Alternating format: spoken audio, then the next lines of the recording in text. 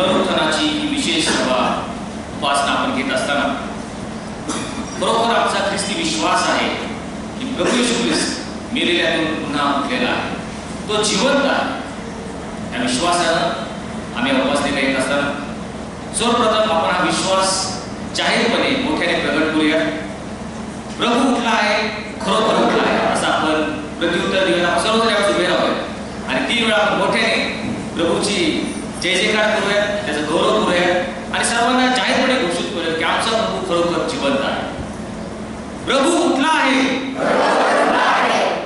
प्रभू उठला आहे, आमचा प्रभू उठला आहे. धन्यवाद.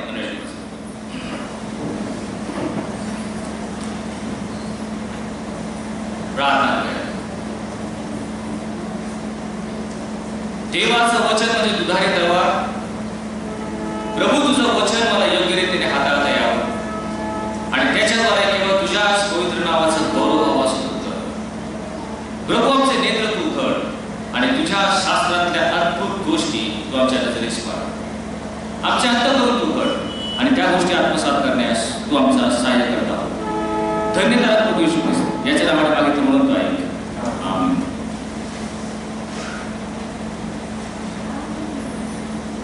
मग त्याने म्हणजे येशूने मोठ्याने आरोळी मारून म्हटले, हे बाप्पा, मी आपला आत्मा तुझ्या हाती सोपवून देतो. असे बोलून त्याने डोके लावून आपला प्राण सोडला. यहुद्यांचा राजा आपल्या राजधानीवर बसण्यास पुन्हा राजधानीला निघून गेला. प्रीती जिथून आली तिथे पुन्हा विसाव्यास गेली. रक्त गाळून थकलेला आणि दमलेला तो राजांचा मृतदेह वधस्तंभावरून खाली काढण्यात आला. लष्करी वैभवात राजशाही थाटात त्याचवर दफनविधी करण्यात आला.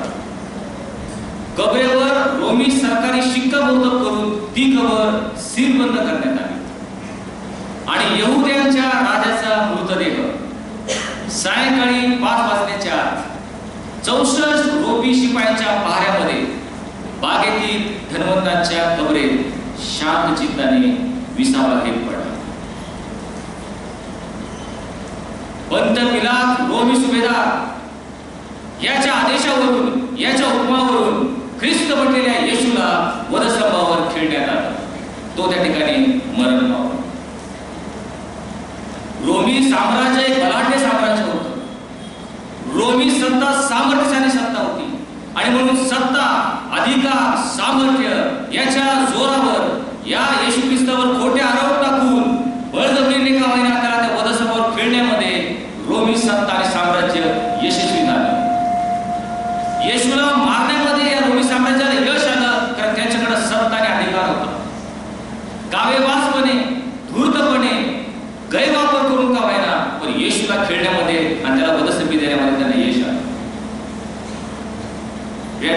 येशूला मरण देण्यामध्ये, त्याला मारण्यामध्ये रोमी साम्राज्याला यश आलं. परंतु रोमी साम्राज्यामध्ये एवढी ताकद नव्हती, एवढी सामर्थ्य नव्हतं की त्याचं पुनरुत्थान ते रोखू शकतील.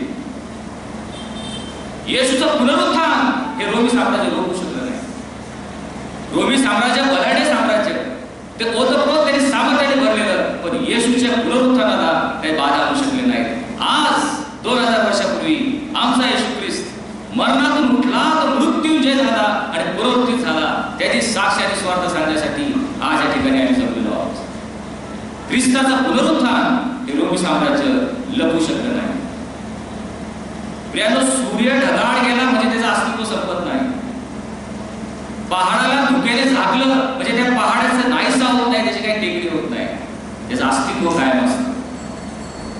आमचा प्रभू येशू ख्रिस्त देवाचा पुत्र निष्पाप, निष्कलंक आणि निर्दोष असताना ज्याला पाप ठाऊक नव्हतं त्याला तुमच्या आणि माझ्याकरता पाप असं गणलं गेलं. त्या वधस्तंभावर मरण पावलं. वधस्तंभावर खिळलेल्या ख्रिस्तानं अखेर जगाचं पाप आपल्या स्वतःवर घेतलं होतं. होय, त्या वधस्तंभावर जाताना देवाचा पुत्र म्हणून नाही, जगाचं पाप हरण करणारा देवाचा खोकरा म्हणून त्या वधस्तंभावर वधस्तंभी गेला. आमच्या सर्वांचं पाप परमेश्वराने त्याच्यावर लादलं आणि म्हणून ते पाप, जगाचं पाप ते येशू ख्रिस्तावर दिसताच त्या पित्याने त्याचा त्याग केला. युगानुयुग पिता आणि पुत्र एक होते. येशूने म्हटलं होतं की ज्याने मला पाहिले त्याने पित्याला पाहिलेलं आहे. पिता आणि मी एक आहोत असं म्हणणारा येशू ख्रिस्त त्या वधस्तंभावर म्हणतो, माझ्या देवा तू माझा त्याग का केलास. आमच्या पापाचा भयंकर परिणाम आम्हाला त्या वधस्तंभावर दिसतो. होय प्रियानो, ज्यावेळेस एखादा निष्पाप मनुष्याला वधस्तंभावर दिलं जातं, पण तुमचं आणि माझं पाप त्याच्यावर लागलं, पापाचा किती भयंकर परिणाम आहे हे आपल्याला त्या वधस्तंभावर दिसतो. त्या पित्याने आपला संपूर्ण न्याय क्रोध त्या वधस्तंभावर होता. आमच्या पापामुळे त्या पित्याला पुत्राचा त्याग करावा लागला, त्याचं मुख त्याच्यापासून दूर न्यावं लागलं. तो पिता पुत्रापासून पराभूत झाला, त्यांचा संबंध तुटला, कारण आमचं पाप त्या वधस्तंभावर त्याला दिसलं. हा एवढा भयंकर परिणाम त्या पापाचा होता. येशू ख्रिस्ताने आमचं पाप त्या वधस्तंभावर घेतलं, पुसणं घेतलं, काही तासापुरतं घेतलं, पापाची पूर्ण किंमत त्याने भरून दिली. आणि म्हणून सद्भाव म्हणतो, तुम्ही मोलाने विकत घेतलेला आहात. आमची किंमत काय आहे? सोनं आणि रूपाच्या नाशवंत वस्तूंनी नाही, तर ख्रिस्ताच्या अमोल रक्ताने तुम्हाला विकत घेतलेलं आहे. त्यासाठी त्या ख्रिस्ताला तिथं किंमत मोजावी लागली. आपलं निष्पाप रक्ताचं सिंचन त्या ठिकाणी त्याला करावं लागलं. आपल्या पित्याचा त्याग त्याला सहन करावा लागला. नरकाच्या नरकाग्नीच्या यातून त्याला जावं लागलं. अग्नीच्या सरोवरातून त्याला होरपळावं लागलं. अशा भयानक परिस्थितीमध्ये आपण पाहतो ख्रिस्त वधस्तंभावर त्या ठिकाणी दिसत आहे. कारण तुमचं आणि माझं पाप आणि उसणं वधस्तंभावर घेतलं. एवढंच नव्हे, मेल्यानंतर त्याला एक कबर देखील प्राप्त झालेली आहे. यशायाचा 53 अध्याय 9 वचन, त्याची कबर दुर्जनाच्या कबरामध्ये नेमली होती, पण त्याला धर्मताची कबर प्राप्त झाली. योसेफ आरामदायकर नावाचा एक धनवान मनुष्य होता. त्याच्या बागेमध्ये एक कबर होती आणि त्याने ती उसनी कबर येशू ख्रिस्ताला दिली. येशू ख्रिस्ताला स्वतःची कबर म्हणून नव्हती, धर्मताच्या कबरेमध्ये येशूचा मृतदेह त्या कबरेत ठेवला. येशूने योसेफ आरामदायकर याची कबर उसनी म्हणून घेतली होती. आपल्या सर्वांना माहिती, एखादी गोष्ट आपण उसनी घेतली म्हणजे त्याला परत देणं आहे. जर आम्ही कोणाकडून उसने पैसे घेतले असतील, काही काळाने काही दिवसांनी आम्हाला परत देणं भाग आहे, कारण आम्ही उसने घेतलेले, परत त्याचं त्याला द्यायलाच पाहिजे. येशूने योसेफ आरामदायकरची कबर उसनी घेतली होती. ती उसनी कबर त्याला देणं भाग होतं. केवळ 36 तासांच्या वायद्याने ती कबर त्याने उसनी घेतली होती. शुक्रवारी सायंकाळी 5 वाजता त्या कबरेमध्ये येशूचा मृतदेह ठेवण्यात आला.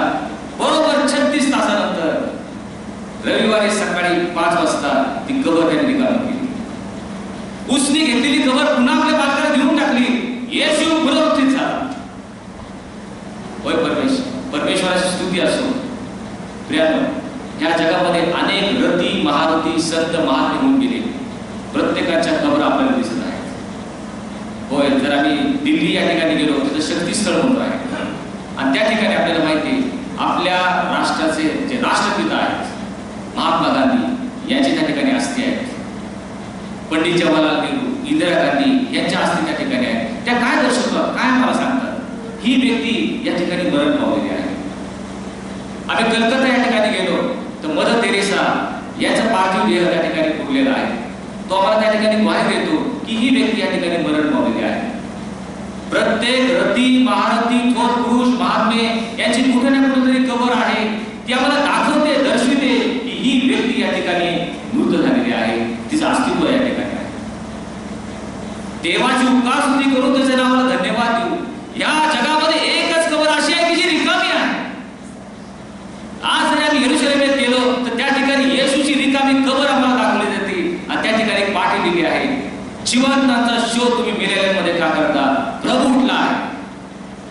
ही ग्वाही आणि ही साक्ष देण्यासाठी आज आम्ही ख्रिस्तियान या ठिकाणी आलेलो आहोत. आमचा ख्रिस्त पुनरुत्थित झालेला आहे, तो पुन्हा उठलेला आहे. वधस्तंभावर घेतलेलं उसनं पाप, योसेफ आरामदायकाची घेतलेली उसनी कबर, उसन्या पापासाठी उसनी कबर त्याने परत देऊन टाकली. 36 तासानंतर पुन्हा आमचा ख्रिस्त पुनरुत्थित झाला. आणि म्हणून पेत्र खंबीरपणे उभा राहतो. संपूर्ण यहुदी लोक जमलेले आहेत आणि पेंटेकॉस्टच्या दिवशी तो त्यांना एक भाषण देतो. म्हणतो, अहो यहुदी लोकांनो, तुम्ही या अधर्म्यांच्या हाताने धरून येशूला वधस्तंभावर खेळले, पण देवाने त्याला मरणाच्या वेदनेतून उठवले, कारण त्याला मरणामध्ये राहणं किंवा मरणाच्या स्वाधीन होणं त्याला अशक्य होतं. It was impossible. येशूला मरणाच्या अधीन राहणं अशक्य होतं असं त्या ठिकाणी पेत्र म्हणत. त्याला जास्ती वेळ त्या ठिकाणी राहणं अशक्य होतं, कारण त्याच्याविषयी भविष्यवाणी त्याचं हाड तोडणार नाही आणि त्याचा कुजण्याचा अनुभव त्याला येणार नाही. त्या वधस्तंभावर आपल्याला माहिती 2 चोरांच्या पायाची हाडं त्याने मोडली. ज्यावेळी येशू ख्रिस्ता काळ आला त्याचं पायाचं हाड मोडायच्या आत त्याला लक्षात आलं येशू ख्रिस्त मरण पावलाय, म्हणून त्याच्या पायाचं हाड मोडलं नाही. कारण जुन्या करारामध्ये भविष्यवाणी केली होती त्याचं हाड मोडणार नाही. दुसरे भविष्यवाणी होती त्याला कुजण्याचा अनुभव येणार नाही. केवळ 36 तासाच्या आत कुजण्याचा अनुभव येण्याच्या आत आमचा प्रभू येशू ख्रिस्त पुनरुत्थित झाला. आजचा तो महान दिवस आम्हाला या ठिकाणी दिसतो. उत्तम शुक्रवारी आपण पाहिलं येशूचा वधस्तंभ होता. वधस्तंभ येशूने भरलेला आहे. शुक्रवारी सायंकाळी वधस्तंभ रिकामा झाला, कबर भरली गेली. रविवारी सकाळी कबर रिकामी झाली, शिष्याच्या अंतःकरण आनंदाने भरली गेली. आज तो असा महान दिवस. म्हणून संत पौल कोरिन्थीकरांच्या पत्रामध्ये म्हणतो पहिला मनुष्य भूमीतून म्हणजे मातीचा आहे, दुसरा मनुष्य स्वर्गातला आहे. आणि जसे त्या मातीच्या मनुष्याचं प्रतिरूप आपण धारण केलं तसंच त्या स्वर्गातल्या मनुष्याचे प्रतिरूप आपण धारण करणार आहोत. पहिला मनुष्य मातीचा म्हणजे आदाम. त्या आदामाचं प्रतिरूप आम्ही सर्वांनी धारण केलेलं आहे. आदामाचे गुणधर्म आमच्यामध्ये आहेत. आदामाचा पापिष्ट स्वभाव, त्याचा स्वार्थीपणा हा सर्व आमच्यामध्ये आहे. पौल आम्हाला सांगतो जसं आम्ही आदामाचे दिसतो, एक दिवस असा येणार आहे स्वर्गातला जो मनुष्य आहे त्याचं देखील प्रतिरूप आम्ही धारण करतो. आज जसे आम्ही आदामाचे आहोत, आदामाच्या लोकांना वाढतो, तसंच ख्रिस्तासारखं देखील आम्ही दिसू, त्याचं प्रतिरूप आम्ही धारण करू. हा दिवस लवकरच येत आहे असं संत पौल त्या ठिकाणी आम्हाला स्पष्टपणे सांगतो. आणि म्हणून पेत्र आम्हाला या ठिकाणी इशारा देत आहे. तो तुम्हाला ह्यासाठी पाचारण केलं आहे की तुम्ही ख्रिस्ताच्या पावलावर पाऊल टाकून चाला. ख्रिस्ताच्या पावलावर पाऊल टाकून चालावं यासाठी त्याने तुम्हाला कित्ता घालून दिलेला आहे. आज पुनरुत्थित ख्रिस्ताचे जर आम्ही ग्वाही देण्यासाठी, त्याचे साक्ष देण्यासाठी या ठिकाणी आलेलो आहोत, तर पेत्राचा आज आम्हाला या ठिकाणी शुभ संदेश आहे. तुम्ही ख्रिस्ताच्या पावलावर पाऊल टाकून चालावं म्हणून त्याने तुम्हाला कित्ता घालून दिलेला आहे. येशूचं उदाहरण आमच्या समोर आहे. तो जसं जीवन जगला, ज्या उद्देशाने तो जीवन जगला, जो त्याचा हेतू होता, ज्याप्रमाणे तो जीवन जगला, तसं जीवन आम्हाला जगायचं आहे. मग आपण पाहूया येशू ख्रिस्त जीवन जगण्याचा उद्देश त्याचा काय होता, कोणते हेतू या जगामध्ये आला. त्याचे मुख्य 3 हेतू आम्हाला या ठिकाणी दिसतात. सर्वप्रथम योहानचे वर्तमान 1 अध्याय 18 वचन, देवाला कुणी कधी पाहिलेलं नाही, परंतु जो एकुलता एक देव पित्याच्या उराशी असतो त्याने त्याला प्रगट केला असं. येशू ख्रिस्त जगामध्ये का, त्याचे अनेक उत्तर आपल्याला दिसतील. तो जगाच्या पापासाठी मरण्याकरता आला, आम्हाला दान देण्याकरता आला, परंतु एक जो उद्देश आहे तो उद्देश या ठिकाणी आहे. देवाला कुणी कधी पाहिलेलं नाही, पण जो त्या पित्याच्या उराशी बसतो त्या एकुलत्या एका येशू ख्रिस्ताने त्याला प्रगट केलं. देवाला प्रगट करण्यासाठी तो या जगामध्ये आला. हा देव कसा आहे तोपर्यंत त्या जगाला काही कल्पना नव्हती. यहुदी लोक ज्या विश्वामध्ये प्रभू येशू ख्रिस्त या जगामध्ये आला 2000 वर्षापूर्वी, यहुदी समाजामध्ये देवाची कोणती कल्पना, कोणता भ्रामक विश्वास देवाचा त्यांच्याकडे होता त्याकडे आपण थोडं लक्ष देऊ. तत्कालीन यहुदी लोकांमध्ये हा जो देव आहे, जो आकाशामध्ये राहतो, स्वर्गामध्ये असतो, ज्याला आम्ही यहोवा म्हणतो, कशा प्रकारचा देव, कोणती कल्पना त्यांच्या मनामध्ये होती. हा आमचा देव एक ईर्ष्यावान देव आहे, तो क्रोधाविष्ट देव आहे. त्याने आम्हाला कल्पना दिलेली आहे, त्याने आम्हाला धोक्याचा इशारा दिलेला आहे. तो म्हटलेला आहे जर तुम्ही माझ्या आज्ञा पाळाल तर मी तुम्हाला आशीर्वादित करेन, पण जर तुम्ही माझ्या आज्ञा पाळल्या नाहीत तर माझे शाप तुमच्या मागून येऊन तुम्हाला गाठतील. मी तुमच्यावर मरी सोडेन, तुमच्यावर मी दुष्काळ पाडेन, तुमच्यावर मी शत्रू टाकून तुम्हाला पारसमुद्रात नेईन, तुमचं आयुष्य मी कमी करेन. अशा प्रकारे क्रोधाविष्ट देव, ईर्ष्यावान देव, न्याय देव आणि आमच्या पापाबद्दल आम्हाला शासन करणारा देव, अशा प्रकारची भीती आणि भय यहुदी लोकांना तत्काळच्या समाजामध्ये होती. देवाबद्दल एक त्यांची भीती होती आणि म्हणून देवाच्या सानिध्यात कोणी जाऊ शकत नव्हतं. ज्यावेळेस परमेश्वराने मोशेला सिनाय पर्वतावर बोलवलं, 10 आज्ञा किंवा नियमशास्त्र त्याला द्यायचं होतं, परमेश्वराने मोशेला एक कडक इशारा दिला. तू वर येण्या अगोदर या इस्रायल लोकांना जाऊन प्रथम कटाक्षाने सांग, जर चुकून कुणी या पर्वतावर यायचा प्रयत्न केला तुम्ही भस्म व्हाल, कारण परमेश्वराचा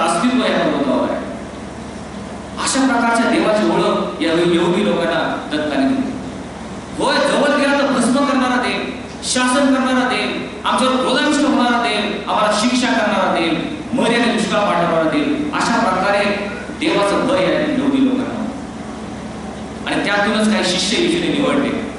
आणि एकदा हे शिष्य येशूला विचारतात, तू म्हणतोस की मी स्वर्गातून आलेला आहे आणि माझा पिता स्वर्गामध्ये आहे, आम्हाला या देवाचं प्रगटीकरण करायचं. हा देव कसा आहे हे आम्हाला दाखवून दे, आम्हाला समजावून सांग. आम्हाला माहित नाही हा देवाचं स्वरूप आम्ही पाहिलेलं नाही.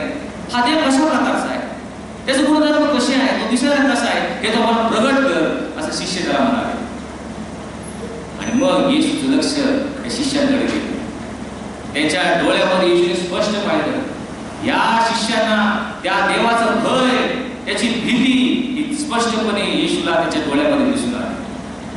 त्या यहोवा देवाला घाबरणारे भिणारे असे शिष्य आहेत हे त्याने पाहिलं. आणि मग त्याला उत्तर देताना म्हणतो, जर तुम्हाला त्या परमेश्वराला हाक मारायची, त्याकडे प्रार्थना करायची, तर मग म्हणा, हे आमच्या स्वर्गातील बाप्पा, तुझं नाम पवित्र मानलं जावं. हे वाक्य म्हटल्यावर या शिष्यांना आश्चर्याचा धक्का बसला. आमचा देव, ज्याला आम्ही ईर्ष्यावान देव आहे म्हणतो, क्रोधाविष्ट देव आहे, आम्ही जवळ जाताच आम्हाला शासन करणारा असा देव, याला आम्ही बाप्पा म्हणायचं, हे आमच्या स्वर्गातील पित्या म्हणायचं. म्हणजे तो आमचा पिता आहे. पित्यासमोर तो आमच्यावर प्रीती करतो, ममता करतो. तो आमचा कनवाळू पंताळू देव आहे, आमच्या पापाची क्षमा करणार आहे. हे प्रथम प्रगटीकरण येशूने त्याच्या शिष्यांना आणि त्याच्या संपूर्ण जगाला केलं की आमचा देव प्रीती करणारा देव. देव प्रीती आहे हे क्रांतिकारक शिक्षण येशूने तत्कालीन यहुदी समाजामध्ये दिलं. तर तोपर्यंत यहुदी समाजाला देव म्हणजे ईर्ष्यावान देव, क्रोधाविष्ट देव, शासन करणारा देव, त्यापासून आपण दूर राहिलं पाहिजे, हीच कल्पना त्यावेळेस यहुदी लोकांची होती. येशूने प्रगट करून दिलं आमचा देव प्रीती करणारा देव. हे प्रगटीकरण करण्यासाठी येशू जगामध्ये आला. ज्याप्रमाणे येशूने आपल्या पित्याला प्रगट केलं, त्याचप्रमाणे जर आम्हाला त्याच्या पावलावर पाऊल टाकून चालायचं असेल तर आम्हाला देखील या अंधकार जगाला ख्रिस्त प्रगट केला पाहिजे. त्याच उद्देशाने परमेश्वराने तुम्हाला मला या अंधकार जगामध्ये ठेवलेला आहे. तो म्हणतो तुम्ही जगाचा प्रकाश आहात. ख्रिस्ताचं प्रगटीकरण आम्हाला जगाला करायचं आहे. हे आम्ही आज विसरता कामा नये. आणि म्हणून संत पौल गलतीकरास दुसरं पत्र याचा 3रा अध्याय 2ऱ्या वचनात स्पष्टपणे म्हणतो, तो म्हणतो तुम्हीच आमचे पत्र सर्व माणसांना कळलेले वाचलेले, शाईने नव्हे तर आत्म्याने कोरलेले, दगडी पाट्यांवर नव्हे तर मांसमय अंतःकरण रूपी पाट्यावर कोरलेले, आमच्या सेवेचे योग्य सिद्ध झालेले ख्रिस्ताचे पत्र म्हणून तुम्ही जगाला प्रसिद्ध झालेला.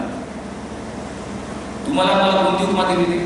तुम्ही आणि मी ख्रिस्ताचे पत्र म्हणून या जगाला प्रसिद्ध झालेलो आहोत. या ख्रिस्ताचं प्रगटीकरण ह्या अंधकार जगाला आम्हाला करायचं आहे. आणि म्हणून आपण लक्षात ठेवूया, तुम्ही आणि मी ख्रिस्ताचे चालते बोलते पत्र आहोत. हे अंधकार जगातले विधर्मी लोक जे ख्रिस्ताला ओळखत नाही, तुम्हाला आणि मला बघून तुमचं वागणं, तुमचं बोलणं, तुमचे आचार विचार आणि विचार हे पाहून जणू काय तुम्ही ख्रिस्ताचे पत्र आहात म्हणून ते तुम्हाला वाचणार आहेत. आणि मोठा उद्देशाने देवाने तुम्हाला मला ठेवलेला आहे. आजकाल पत्र लिहिण्याचा वाचण्याचा जमाना गेला. आपण आजकाल ईमेल करतो, पण तो पूर्वीच्या काळात पत्र लिहित असत. आणि मग ते पत्र लिहिताना जोपर्यंत तो पत्र लिहिणार आहे हा विचारपूर्वक सुवाच्य अक्षरात सुस्पष्ट शब्दात योग्य वाक्यरचना करून जर त्याने सुरळीतपणे ते पत्र लिहिलं तरच वाचण्यात त्याचा उपयोग होईल, त्यामधल्या गोष्टी त्याला कळतील. त्या पत्रामध्ये किती गहन आणि महत्वाच्या गोष्टी असतात, मोठे गूढ आणि रहस्य दडलेले असते, पण लिहिणाऱ्याने जर व्यवस्थित लिहिलं नाही, ओबडधोबड अक्षर काढलं, व्यवस्थित छाप ते झालं नाही, वाचलेल्या त्या पत्राचा काहीच उपयोग होणार नाही. म्हणून आज आपण लक्षात ठेवूया, माझ्या जीवनाचं एक ख्रिस्ती पत्र मी कसं लिहित आहे हे फार महत्वाचं आहे. ज्याप्रमाणे तुम्ही लिहाल त्याचप्रमाणे अंधकारातले लोक ते पत्र वाचणार आहेत. माझं ख्रिस्ती जीवन मी कसं लिहित आहे, ह्या माझ्या पत्रामध्ये किती महत्वाच्या गोष्टी आहेत, घर कसे दडलेले आहेत, ख्रिस्ताचं मार्गसत्यने जीवन हे समजण्यासाठी या पत्रामध्ये गोष्टी लिहिल्या आहेत. पण मी जर ते व्यवस्थित लिहिलं नाही, वाचण्यात ते व्यवस्थित लक्षात येणार नाही. माझं ख्रिस्ताचं पत्र मी कसं लिहितो हे फार महत्वाचं आहे. तुम्ही आणि मी ख्रिस्ताचे पत्र म्हणून प्रसिद्ध झालेलो आहोत. आमचा लेख कसा आहे? एका लेखकाने सुंदरशी इंग्लिशमध्ये 4 ओळीची कविता लिहिलेली आहे आणि त्यामध्ये तो लिहितो, You are the only Bible this careless world will read. हे जे अंधकारमय जग आहे, बेफिकीरपणाचं जग आहे, नाशाकडे जाणारं जग आहे, त्यांना वाचण्यासाठी बायबल जे ते केवळ तुम्हीच आहात. कारण ख्रिस्ती म्हणून आपण प्रत्येकाकडे बायबल आहे, घरामध्ये बायबल वाचतो. या लोकांकडे काय, जे विधर्मी लोक आहेत, ख्रिस्ती तर लोक आहेत ज्यांना ख्रिस्त माहित नाही, त्यांच्याकडे कुठलं बायबल नाही, ते वाचू शकत नाही. त्यांचं बायबल म्हणजे तुम्ही आणि मी. आमच्याकडे बघून बायबल मला ख्रिस्त जाण्यासाठी प्रयत्न करत आहे. या गोष्टीने पुढे तो म्हणतो, you are the sinner's gospel. या पाप्याचं शुभवर्तमान देखील तुम्ही आहात. मत्तय, मार्क, लूक आणि योहान शुभवर्तमान तुम्ही आणि मी वाचू शकतो. आमच्याकडे बायबल आहे, यांच्याकडे कुठलं शुभवर्तमान? या पाप्याचं शुभवर्तमान देखील तुम्ही आहात. तुमच्याकडे बघून ते शुभवर्तमान वाचण्याचा प्रयत्न करा. यू आर द स्कॉफर्स क्रीड. हे जे उपासक आहेत, त्या उपासकाचा मतांगीकार देखील तुम्ही आहात. आता सर प्रेषकाचा मतांगीकार वाचला, जाहीर प्रकट केला, आमचा तो तोंडपाठ आहे. आम्हाला मतांगीकार माहिती आहे. हे जे ख्रिस्ताचे उपासक आहेत, यांना मतांगीकार कुठून? तुम्ही आणि मी त्याचा मतांगीकार आहोत.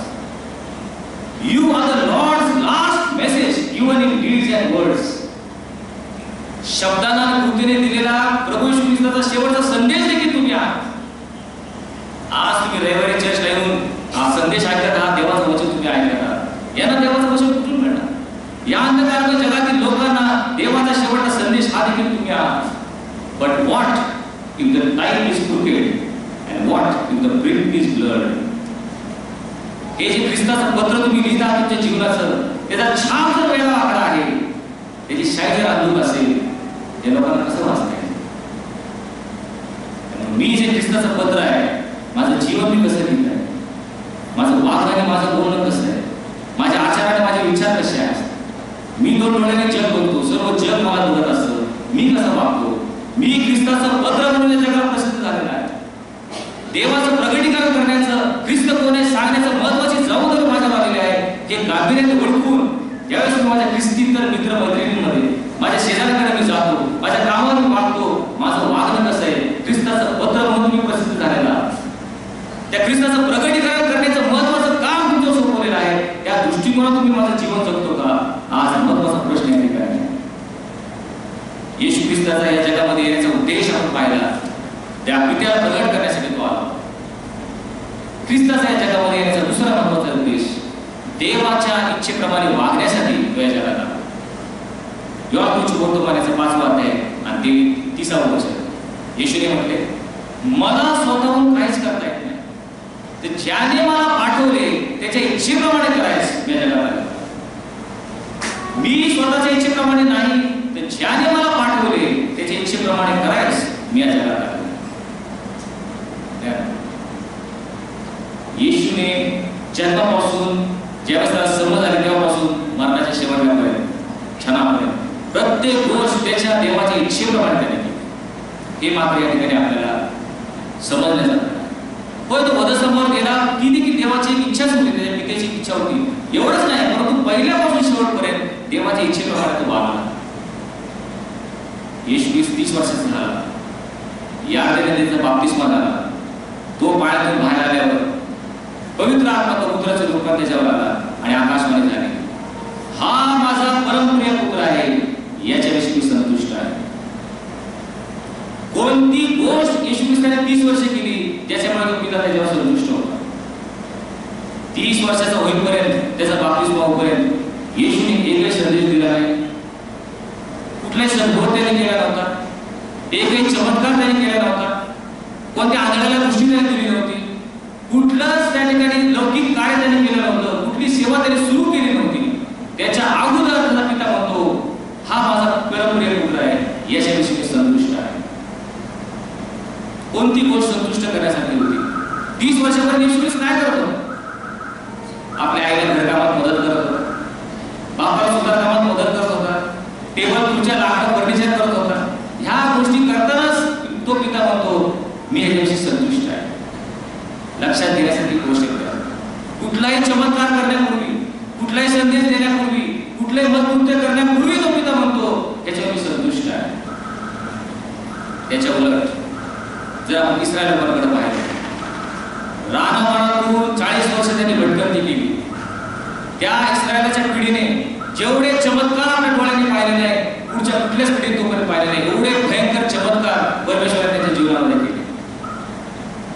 त्या बलाढ्य फारोच्या हातून सुटण्यासाठी 10 पिढ्या त्या मिस्र देशावर आणल्या. चमत्कारिकरित्या फक्त मिस्री लोकांना त्या पिढ्याचा त्रास झाला. इस्रायलाच्या छावणीमध्ये एकही पिढा आली नाही. हा मोठा चमत्कार त्याने आपल्या डोळ्याने पाहिला होता. थोडं पुढं आले नाही तर तो तांबडा समुद्र, मागं फारोचं सैन्य, त्यांच्या डोळ्यात देखत समुद्र परमेश्वराने दुर्गमला. ओढ्या भूमीतून ते चालू केले. फारोचं सैन्य समुद्राखाली काढले गेलं. हा चमत्कार त्याने आपल्या डोळ्याने पाहिला होता. 40 वर्ष दिवसा मेघस्तंभ आणि रात्री अग्निस्तंभ म्हणून परमेश्वर त्याच्या भोवती होता. रोज ते चमत्कार पाहत होते. रोज सकाळी उठून स्वर्गातून आलेला मानना चमत्कारिकरित्या ते करायचे, पाहायचे, ते खायचे. ज्यावेळेस तहान लागली, खडकातून 20 लाख इस्रायली लोकांचे तहान खडकातून त्यांनी भागवले. यरीहोकडे आले, यार्दे नदी त्यांनी भागली. केवळ रंगशील फुटले, यरीहोचा तट पडला. कितीतरी चमत्कार या 40 वर्षामध्ये इस्रायलबरोबर त्यांनी केले. त्यांच्याविषयी परमेश्वराचं काय मत आहे? तो काय म्हणतो? त्याला जर विचारलं, हे परमेश्वरा, या पिढीबद्दल ज्याच्यामध्ये तू सर्वात अधिक चमत्कार केले, त्याच्याविषयी तुला काय वाटतं? परमेश्वर म्हणतो, हे ताडमानीचे लोक आहेत. यांनी माझे मार्ग जाणले नाहीत, यांनी माझ्या आज्ञा पाळल्या नाहीत. मी निश्चितपणे शपथ खाऊन म्हणतो, हे माझ्या विषयावर कदापि यायचे नाही. केवळ आमच्या आयुष्यामध्ये चमत्कार घडतात. परमेश्वर आमच्या सर्व गरजा भागवतो. तो आम्हाला आशीर्वादाने भरून टाकतो, आम्हाला समृद्ध आणि संपन्न करतो. म्हणजेच परमेश्वर आमच्यावर संतुष्ट आहे असा गैरसमज तुम्ही केला, तुमची स्वतःची फसवणूक तुम्ही करून घेतला. इस्रायल पिढीकडे लक्षपूर्वक पहा. सर्व गरजा त्यांनी भागवल्या. त्यांच्या पाठीशी तो खांबासारखा उभा राहिला. सर्व समर्थ हाताने धार्मिकतेच्या उजव्याने त्यांना सावरून धरलं. पण ज्यावेळेस त्याचं मत प्रदर्शित केलं, परमेश्वर म्हणतो, हे ताटपाणीचे लोक आहेत, हे माझे विसरायचे आहेत. येशूच्या बाबतीत पाहिलं, एकही चमत्कार केला नाही, कुठल्याच दैवी सामर्थ्याने वापरलं नाही. तो म्हणतो, हा माझा परप्रिय पुत्र आहे, याच्याविषयी मी संतुष्ट आहे. देवाला संतुष्ट करणारं जीवन आमचं हेच या ठिकाणी आम्हाला या ठिकाणी दिसून येतं. का तो संतुष्ट होता परमेश्वर? कारण प्रत्येक गोष्ट देवाच्या इच्छेप्रमाणे त्याने केली. 12 वर्षाचा असताना अभूतपूर्व भाषण तो करत होता. नियमशास्त्र पळून काढलेला धर्मगुरू, धर्मपंडित याच्यावर वादविवाद करतो. पण 18 वर्ष 30 वर्षाचा होईपर्यंत एकही संदेश प्रवेश दिला नाही, कुठलेही सत्कार त्यांनी केलं नाही. कारण एकच, देवाच्या इच्छेप्रमाणे तो वागतो. स्वतःची बुद्धी, चातुर्य, कौशल्य दाखवावं, मी किती प्रभावी प्रतिभावंत आहे, माझे किती वाक्चातुर्य आहे, हे दाखवण्याची संधी त्याला 18 वर्ष आली होती. 12 वर्षापासून तो त्या ठिकाणी वादविवाद करतोय. एवढं चातुर्य ज्ञान त्याच्याकडे होतं. त्याचं बोलणं ऐकून लोक थक्क होत होते असं म्हटलंय. पण 18 वर्ष आपल्या तोंडाला त्याने बोलून लावलं. एक शब्द तो बोलला नाही. तो म्हणतो, माझ्या इच्छेप्रमाणे मी काहीच करत नाही. ज्याने मला पाठवलं त्याच्या इच्छेप्रमाणे करण्यासाठी मी आलो आहे. स्वतःचं बुद्धी, चातुर्य, कौशल्य याच्यावर त्याने जोर केला नाही, त्याच्याप्रमाणे तो चालला नाही, देवाच्या इच्छेप्रमाणे चालला. म्हणून देवाला संतुष्ट करणारा जीवन सुद्धा त्या गेचेमेने बागेमध्ये लक्ष दिलं. होय, तू त्याची इच्छा होती, हे पित्या, शक्य झाला तर हा प्याला पासून दूर कर. म्हणून इच्छा होती, हा प्याला, हा दुःखाचा प्याला, भयानक क्रूर आणि माणूस मरण शक्य झालं तर पासून दूर कर. तो पुढं काय म्हणतो, माझ्या इच्छेप्रमाणे नको, तुझ्या इच्छेप्रमाणे. सर्वस्वी पित्याच्या इच्छेवर अवलंबून असलेला, पित्याची इच्छा त्याला दिसली त्याप्रमाणे तो बरसला मावळे. आणि म्हणून जर आम्हाला ख्रिस्ताच्या पावलावर पाऊल टाकून चालायचंय, जीवनातील प्रत्येक गोष्ट माझ्या इच्छेप्रमाणे नाही, ज्याने मला पाठवलं त्या देवाच्या इच्छेप्रमाणे आम्ही केली पाहिजे. तिसरी गोष्ट, देवाला संपूर्ण समर्पित जीवन तुला. योहान याचा 17वा अध्याय 10वे वचन म्हणतो, हे पित्या, जे माझं ते सर्व तुझं आहे आणि जे तुझं ते माझं आहे. संपूर्ण जीवन देवाला समर्पित केलेलं त्यांचं. आणि म्हणून त्याला काय विचारलं, सर्वात मोठी आज्ञा कोणती? जो उत्तर त्याने काय दिलं, तू आपला देव परमेश्वर याचवर संपूर्ण मनाने, संपूर्ण जीवाने, संपूर्ण बुद्धीने आणि संपूर्ण शक्तीने प्रीती कर. सर्वस्वी त्या परमेश्वरावर आपली प्रीती प्रदर्शित करायची, हे तुमच्या जीवनाचं मुख्य ध्येय आहे. आपलं संपूर्ण जीवन समर्पित करायचं, तेच येशूने केलं. आणि म्हणून पिता त्याच्यावर संतुष्ट होतो. जुन्या काळात आपल्याला माहिती, जे लेवी लोक होते त्यांना परमेश्वराच्या सेवेसाठी वेगळं केलेलं होतं आणि परमेश्वराने त्यांना आज्ञा दिली होती. हे जे इस्रायलचे 12 वंश आहेत, त्या 12 वंशांना तुम्ही इस्रायल राष्ट्र वाटून द्या. प्रत्येक वंशाला ठराविक जागा त्यांनी नेमून दिली होती. पण परमेश्वर म्हटला लेवी वंशाला कुठली जागा द्यायची नाही. आश्चर्याची गोष्ट आहे. परमेश्वराची सेवा करायची, आपलं संपूर्ण जीवन त्या परमेश्वराच्या सेवेसाठी समर्पित करणाऱ्या लेवी वंशाला कुठली जमीन किंवा मालमत्ता त्या ठिकाणी द्यायची नाही असं परमेश्वराचा आदेश होता. बाकीचे 11 वंश आहेत त्यांना इस्रायल राष्ट्र वाटून द्या, जागा त्यांना द्या, मालमत्ता द्या, संपत्ती द्या. लेवी वंश माझ्यासाठी समर्पित केलेले, माझी सेवा केलेले, यांना कुठली जागा द्यायची नाही.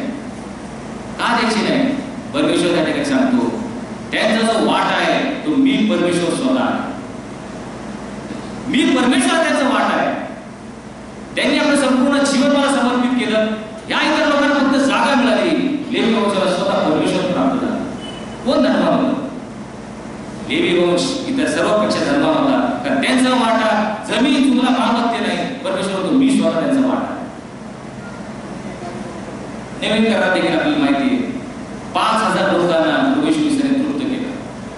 कथाना तो दाखला आपल्या सर्वांना माहिती आहे, त्यात बोलवलं जाणार नाही. पण त्यानंतर त्या दाखल्याचा शेवट आपण पाहूया. जर आपण पाहिलं तर 5,000 लोक जेवण तृप्त झाले. प्रत्येकाने किती जेवण मिळालं? स्वतः ते जेवले. कुणी 2 भाकरी खाल्ले असतील, कुणी 3 भाकरी खाल्ले असतील, आपल्या त्या भुकेप्रमाणे त्यांनी खाल्ले. परंतु हे जे ते शिष्य आहेत येशूचे, ज्याने आपलं संपूर्ण जीवन त्याला समर्पित केलं, आपलं संपूर्ण तारुण्य त्याच्या पदरीमध्ये घातलं, आपल्या घरदाराची पर्वा न करता येशूच्या मागे ते गेले आणि आपलं जीवन त्याला समर्पित करतात हे शिष्य, त्यांना किती वाटा मिळाला? हे सगळे जीवन झाल्यानंतर त्या ठिकाणी किती टोपल्या होत्या? 12 टोपल्या त्यांनी गोळा केल्या. आणि शिष्य किती होते? 12 शिष्य. प्रत्येक शिष्याला एक टोपली. इतर लोकांना 2 किंवा 3 भाकरी मिळाल्या असतील. या शिष्याला प्रत्येकाला टोपली भरून जेवण मिळालं. का? त्याने आपले जीवन परमेश्वराला समर्पित केलं. आणि म्हणून येशू ख्रिस्त म्हणतो काय खावे, काय प्यावे, काय पाळावे याची काळजी तुम्ही करत बसू नका. ती काळजी अंधकार्म जगातील लोक करतात. ज्यांना परमेश्वर कोण आहे, त्याचं सामर्थ्य काय आहे, तुमच्या गरजा कसा पुरवतो याचा अनुभव ज्यांना नाही, ते लोक ही काळजी करत बसतात. रात्रीचा दिवस करतात, खस्ता खातात, रक्ताचं पाणी करतात आणि अन्न पाणी मिळवण्यासाठी हे लोक काळजी करतात. प्रथम तुम्ही काय करा, त्याचं राज्य आणि त्याची धार्मिकता ही मिळवण्याची खटपट करा आणि ह्या सर्व गोष्टी आपोआप तुम्हाला मिळतील. ते मिळवण्यासाठी तुम्हाला वेळ घालवण्याची गरज नाही. त्याकडे तुम्ही फारसं लक्ष देऊ नका. तुम्ही माझ्यावर विश्वास ठेवा. प्रथम त्याचं राज्य आणि धार्मिकता मिळवा, बाकीच्या सर्व गोष्टी तुम्हाला आपोआप मिळतील. आमचा विश्वास क्रियाला थोडासा अवलंब पडतो. विश्वासाला आम्ही कमवत होतो. आम्ही काय करतो? रात्रीचा दिवस ह्याच गोष्टी करण्यामध्ये घालवतो. आमचं आयुष्य त्यामध्ये आम्ही मारतो. शेवटी मान रस या ठिकाणी आपण पाहण्याचा प्रयत्न करूया. त्या गेत्सेमने बागेमध्ये येशू ख्रिस्त प्रार्थना करताना एक महत्वाची प्रार्थना त्या ठिकाणी करतो आणि एक महत्वाचं वचन त्या ठिकाणी आपल्याला प्राप्त होतं. येशू म्हणतो, हे पित्या, जशी तू माझ्यावर प्रीती करतोस तशीच तू त्यांच्यावर प्रीती केली आहेस. आपण सहजपणे वचन वाचून विसरून जातो, पण तो फार गहन आणि महत्वाचं वचन आहे. येशू ख्रिस्त प्रार्थना करतो की हे पित्या, जशी तू माझ्यावर प्रीती केली आहेस तशीच तू त्या शिष्यांवर म्हणजे आमच्यावर देखील तेवढीच प्रीती करतो. हे रहस्य आणि गुण आज समजून घेणं महत्वाचं आहे. त्या पित्याने येशू ख्रिस्तावर जेवढी प्रीती केली तितकीच प्रीती त्याच प्रमाणात 1 इंच देखील कमी आहे. तेवढीच प्रीती तो तुमच्यावर आणि माझ्यावर देखील करायला तयार आहे. हे रहस्य आपण समजून घेतलं. आपल्या पुत्राला कुठल्या संकटातून त्या पित्याने वाचवलं. लहान असताना हेरोदाच्या दरबारापासून वाचवण्यासाठी रातोरात त्यांना त्या मिस्राकडे पलायन करायला लावलं का ते येशूचा जीव वाचावा.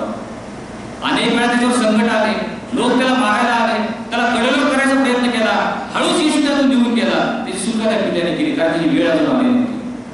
प्रत्येक वेळेस, प्रत्येक संकटात, प्रत्येक मोहपाश आलेला असताना, परीक्षा साईडला घेऊन पाहताना प्रत्येक वेळेस त्या पित्याने पुत्राचा बचाव केला. इतका त्यावर प्रीती करतो.